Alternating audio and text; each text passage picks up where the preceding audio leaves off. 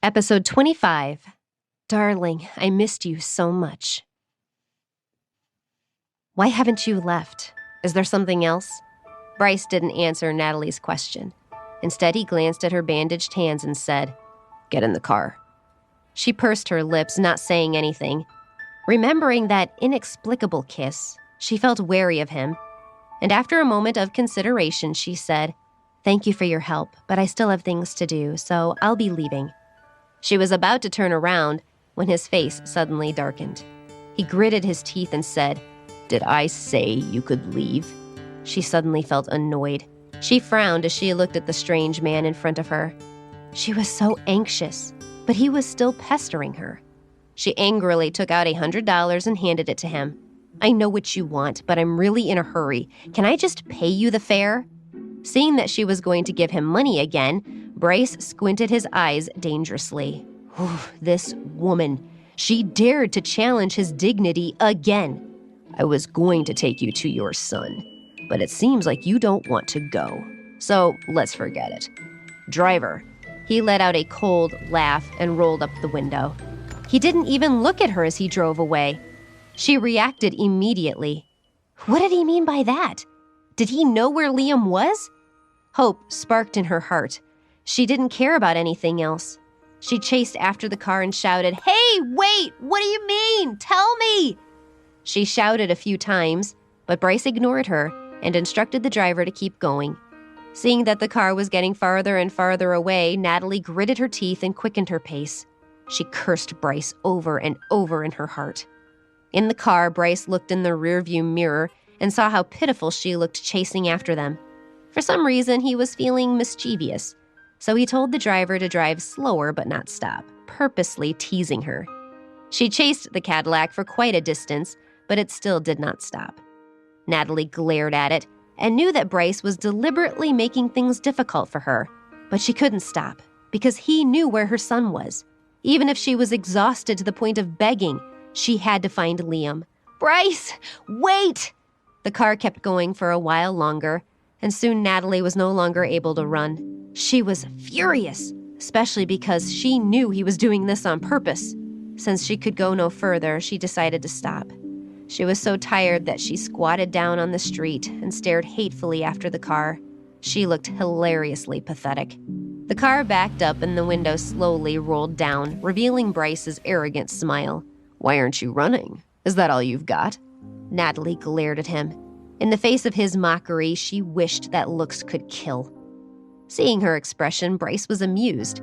He smirked and said, "What are you still sitting there for? Did running make you stupid? Get in the car." She didn't dare to argue with him. She quickly got into the car and asked, "Do you know where Liam is?"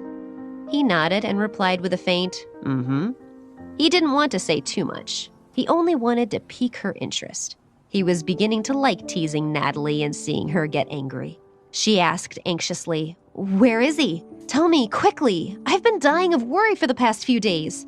Bryce was annoyed, so he said, "You'll find out when we get there." Natalie finally felt relieved. She didn't say anything on the way, but just stared out the window at the scenery. Not long after, the driver arrived at one of the most famous homes in Seattle, the Clare family mansion.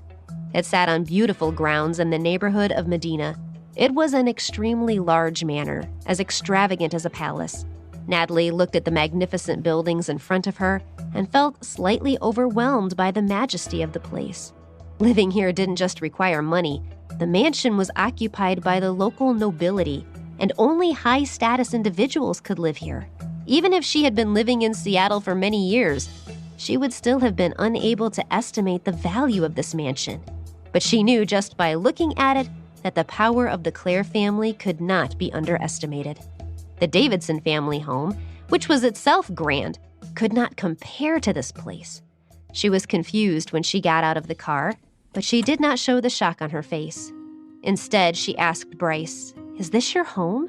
What did you bring me here for?" He did not answer. She did not seem to be attracted to him, like other women, and this surprised him. The way he looked at her softened a little. He didn't stop after he got out of the car. He walked straight to the front door of the mansion, and Natalie had no choice but to follow. "Mr. Clare, welcome home." As Bryce entered, the housekeepers greeted him in unison. The etiquette here was like that of an ancient court. Natalie had never seen such a sight. She was surprised, but pretended to be calm as she lowered her head and followed. After walking for some distance, Bryce brought her to a bedroom. He looked around and asked the butler, "Walter, where is my mom?" "In the back garden, sir," he replied respectfully. Bryce nodded and did not linger. Instead, he took Natalie to the garden. The further she walked, the more shocked she became. The style and construction of this house could not be measured in money. This must be how Alice felt when she entered Wonderland. As soon as they arrived in the back garden, Natalie saw a little boy squatting among the flowers, playing happily. She was overjoyed. She shouted excitedly, "Liam!" Liam had his back to his mother, but when he heard her voice, he quickly turned around. When he saw her, he dropped the flower in his hand and ran into her arms. "Mommy, I missed you," he cried, pushing himself into Natalie's embrace to comfort her. This was the longest he had ever remained separated from his mother. Feeling how tightly she hugged him, he didn't feel that she might be hurt. He raised his head and said in surprise, "I knew Daddy would save you."